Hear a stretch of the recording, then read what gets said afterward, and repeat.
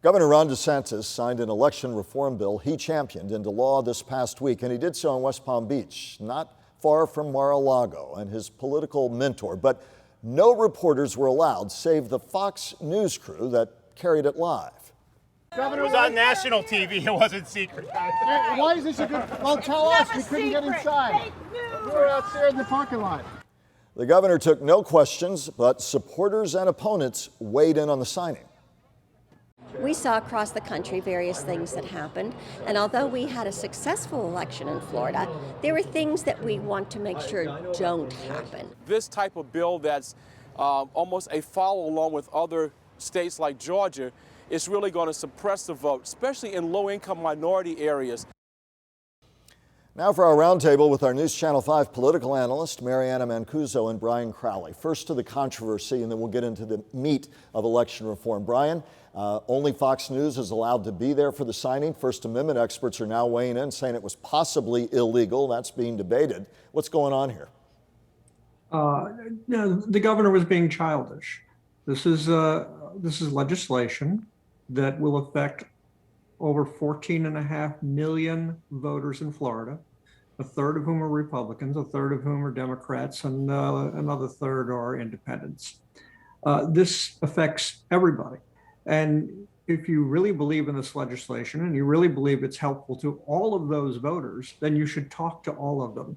And you shouldn't be locking out Florida media. You shouldn't be locking out other citizens who might want to participate or watch. He turned this into a political event for something that was just totally unnecessary to do. Mariana? Absolutely. And I think that it's important that we remind the viewers that one of the biggest things that people are questioning with this bill, regardless of the pomp and circumstance that he wanted to put around it and shroud himself in a ballroom, put it on national TV and help this kind of boost his name ID for his phantom 2024 race, is the fact that in the Constitution, under the 14th Amendment, it says that no state shall make or enforce any law which shall abridge the privileges or immunities of citizens of the United States of America. That's exactly what he's doing with this law in Florida, and it's absolutely ridiculous, and it has to be retracted. This is disenfranchising millions of voters across the state. Lawsuits are already being filed. The argument is the governor himself said his words months ago. We had a well-run 2020 election. It went smoothly. His critics have argued, then what needs fixing? Brian, his supporters say you can always tweak and make it better for all of us. Your take on the fundamentals of why election reform happened and about the debate over whether it was really necessary or not. Well, this was not an attempt to make voting easier and safer. In fact, it makes voting harder. For example, somebody can't have more than 2 other ballots than their own to deliver to a limited access drop box. So nobody working in a nursing home can collect, 20 or 30 ballots from the residents of that nursing home and drop them off for them at the elections department. Instead, I guess all these people are supposed to hop into their wheelchairs and try to get to the elections office as easily as they can. I mean, none of this had anything to do with making elections easier. So it's silly for him to even proclaim that. Safer? Well, I doubt it. You can't have something that was nearly perfect in November and then suddenly say it needs fixing. It's either one or the other. So bluntly, what did it have to do with in a sentence? Then we'll go to Mariana. Brian? I'm sorry? Bluntly, what did it have to do with them in your estimation? And then we'll go to Mariana for her take. No, this had nothing to do with, look, the only reason he appeared on Fox and Friends to make this announcement, and even they didn't know he was going to turn it into a signing thing, as they said later. This was pandering to former President Trump and his supporters. That's all this was about. This was about Ron DeSantis setting himself up for his own political future. Mariana, to the meat and text, and you pulled out your constitutional review there, but to the meat and text of why election reform happened, what ultimately drove it here and is driving it in other states?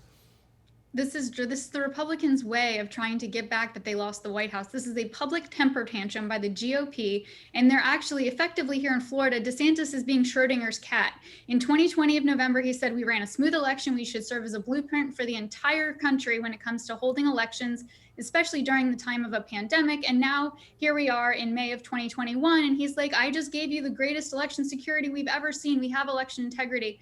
The problem is you can't have it both ways. Did the Republicans commit fraud to win the election in 2020, Or did they not and nothing was wrong and they're breaking the system in order to fix it, which could in fact come back to haunt them since they usually win on elections by vote by mail? And in fact, Republicans were the ones who for decades pushed vote by mail in Florida. Let's turn to another topic. Charlie Crist, a familiar face, congressman in St. Petersburg, Mary Anna, tossing his hat into the Democratic ring for governor. And I think we have some footage of Mr. Crist. And not yet, Nikki Fried, Agriculture Commissioner, and Congresswoman Val Demings, they've not announced, but there's a lot of talk, will they jump in? But to Charlie getting in the race.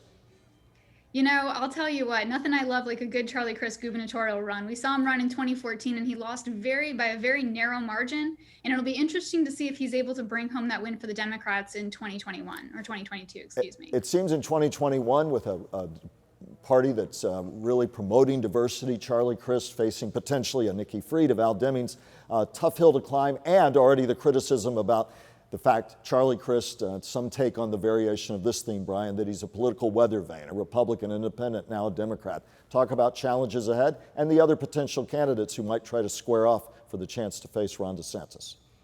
Well, I covered many of Charlie Crist races, and nobody loves to campaign more than Charlie Crist.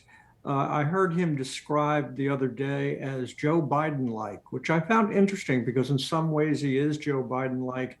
Those who are dismissing him as just a guy past his prime who's running for office and should step aside are saying, well, all the same things were said about Joe Biden. So it's an interesting analogy there. But I think that, should the Florida Democratic Party start making some room for the up and comers in the party, for the Val Demings, Nikki Frieds and some others, they should do it. And it's going to be a very interesting Democratic primary if all three of them wind up in the race. 10 seconds in this segment. Last thought, Mariana, briefly.